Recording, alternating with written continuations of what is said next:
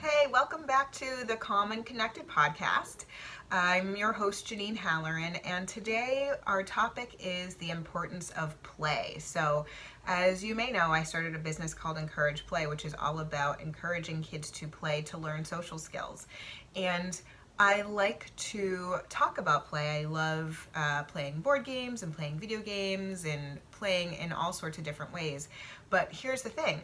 Play is actually really powerful. Play is so important for children.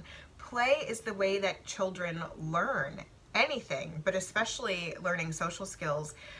Things last longer and can stick longer when kids play. One of my favorite books on play is by Stuart Brown and Christopher Vaughn. So I have a few quotes that I love from this book. One is that a play deficit is similar to a sleep deficit. So if you're not sleeping, you know how tired you can get and how overwhelming it can feel and how drained you are. That's what happens when we don't play, which I think is so fascinating. And this doesn't just apply to kids, it applies to adults as well. Another great quote from him is that we are designed to find fulfillment and creative growth through play.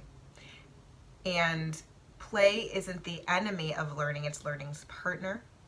And learning and memory seem to be fixed more strongly and last longer when learned in play, which is huge. I think it's that's why I love using play as a means to teach kids all sorts of things, including social skills. That's why I started with games and playing and play dates when it comes to helping kids learn social skills.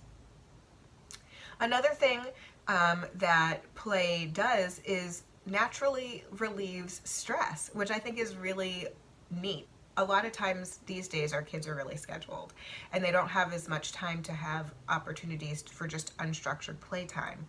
And Peter Gray from Boston College wrote a book all about play. It's called Free to Learn, and he quotes in his book some studies that have shown that there's been a huge decline in play, and this has led to a rise in mental health disorders, which is a really interesting statistic to look at. And it makes me really want to make sure that kids are having the opportunity to play and the opportunity to have unstructured time where they can just chill out and relax and be able to express themselves and try different things and try something new and do something different and just have a good time with playing.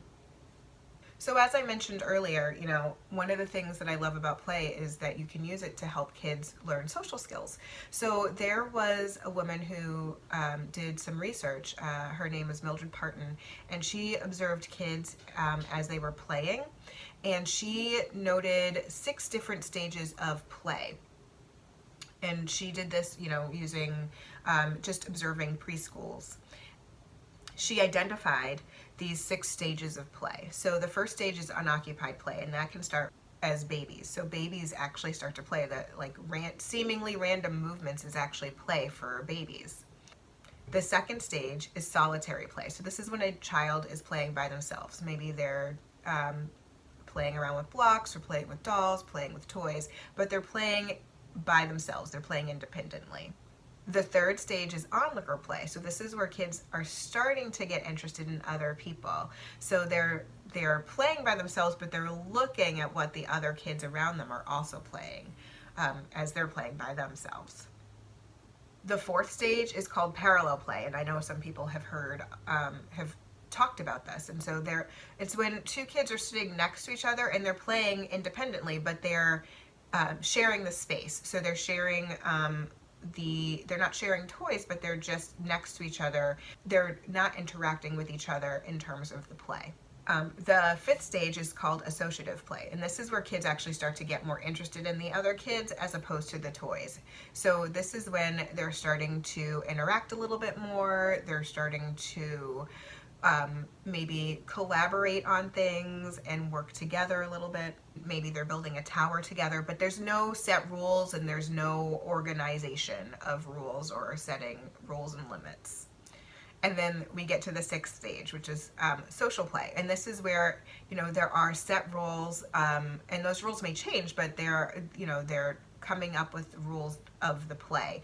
And they're working together, and there are limits.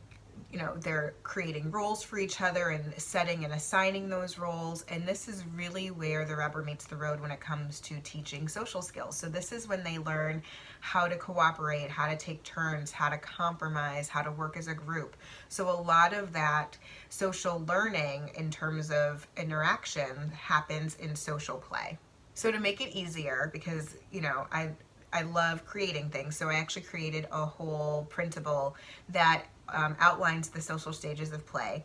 And so you can download that free at encourageplay.com. I'll link to it for you in the show notes. But the thing is, when it comes to teaching kids social skills, the teachable moments are really where it's at. So, working and doing role plays is great, and teaching them the basics of what it means to have a conversation, what it means to take turns, really is a good foundation. That's a really great foundation, a great place to start.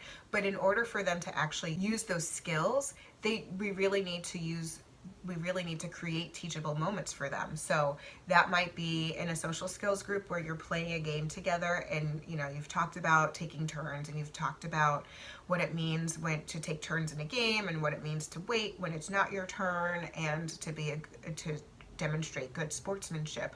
But really, when it comes down to it, you're not really going to be able to see how they are internalizing that until you actually have them sit and play a game like Connect 4, because that's when you get a chance to really see where are the parts that they're struggling with, where are their strengths, and how can I help them and scaffold for them so that they can actually interact in a more positive way. So I love creating groups where you do a little bit of that basic skill understanding, but then you actually have an opportunity to play with one another, because that gives you the really good teachable moment where you can actually teach kids and help them learn those skills and help them be able to utilize those skills in other places. Playdates are another great place to do that, so keeping it short and structured, but then allowing for kids to play together, to have that interaction, and then figure out, okay, well, that's a part that's maybe having a little bit of difficulty, so let me step in and help them for this, and then I'll take a step back and let them play again. So playdate's another great teachable moment. Playing games as a family. This is a great time to teach kids good sportsmanship, being able to wait and take turns, working as a group. So many great games as families that families can play together to help encourage those skills in their children, I think makes a huge difference for kids, especially those kids who are struggling with social skills. To practice those social skills in a safe environment like their home with their family makes a huge difference for them. And on the playground, when you are visiting a playground and you're getting an opportunity to interact with some other kids that they may not know, and trying to figure out and watching them play and giving them the opportunity to compromise and giving them the opportunity to solve problems and stepping in when you need to. So the teachable moments are really important. That's really where it's at when it comes to teaching social skills. I think it's great to be able to layer in that understanding of what those social skills are, but then really building on what they've learned by actually putting it into action and putting it into practice. So I'll be coming back and talking about some other games that I love for families, games I love for schools, activities for playdates, all that sort of stuff in the coming weeks, because I just love talking about different ways that we can create teachable moments for our kids, and there's so many ways we can do it. So until next time, have a great day.